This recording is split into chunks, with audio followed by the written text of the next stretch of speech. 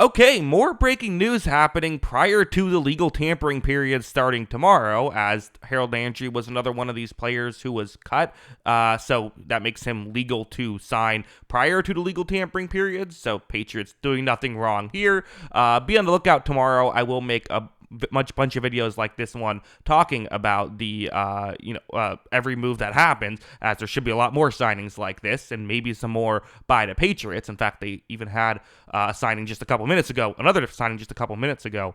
But Harold Landry to the New England Patriots. So where do we begin with Harold Landry? First, let's just talk about the details. He's getting a 3-year deal. It's worth $43.5 million, although only $26 million is fully guaranteed. There's also about $4.5 million worth of incentives if he can get that. So that's a good amount of money, although it does feel like it's one of those things where it's kind of a year and a half fully guaranteed. So if you get rid of him after the second year, or after the first year, then you're only going to pay him a little bit, is kind of how it's currently structured. So, okay, that's the contract. What about the player, though? How good is Harold Landry? Well, it kind of depends on who you ask and what you look for. So you look at his just traditional stats. In the past 5 seasons, he's had 9 sacks or more in 4 out of the past 5 years. Exactly 9 sacks 2 of those years, 10.5 another one, and then 12 sacks in another one of those years. He also missed a year in that, so it's actually a 6-year stretch, but it's in the past 5 seasons there. So, okay, that's very good. If you're a Patriots fan, you're thinking, great, we desperately need, if we're being honest, just about everything.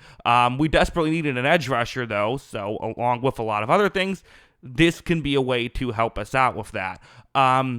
Yes, although, like I said, how good is Harold Landry does depend on who you ask. If you ask, some of the analytics folks, they're not quite as high on Harold Landry. Now, he's always been a very good run defender and has, posted consistently good run defense stats, although the pass rush stats are, again, according to certain numbers that you look at, maybe a result of him just getting a lot of playing time and being a effective enough pass rusher to get there.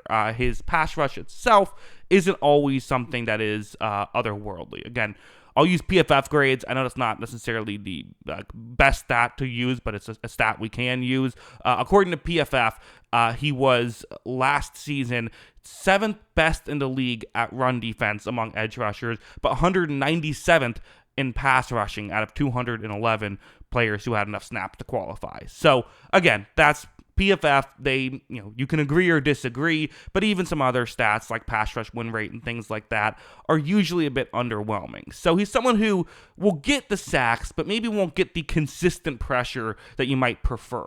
Again, sometimes in free agency, beggars can't be choosers. You got to go out and get a move, but ultimately, whether Harold Landry will be a slam dunk signing or a player who can just help them, I do think he is someone who can help them, right? He's instantly, I don't know, one of their best defensive players, right? You do have Christian Barmore, who I think is good. Like, they have some players, but he's instantly going to be one of their better defensive players. There also is the Mike Vrabel connection, as Landry was with the Titans when Vrabel was with the Titans, so you have that connection as well. And ultimately, he is a player that should help the roster. I think the question is just how much. And again, there's a long list of edge rushers who sign with a new team after having kind of these 10 sack performances and then ultimately don't do a ton else when they sign with a new team. He is still relatively young, though, at just 28 years old, and like I said, it's not a super long-term deal. So I don't really hate this contract. A lot of times these mid-tier edge rusher contracts can be not great.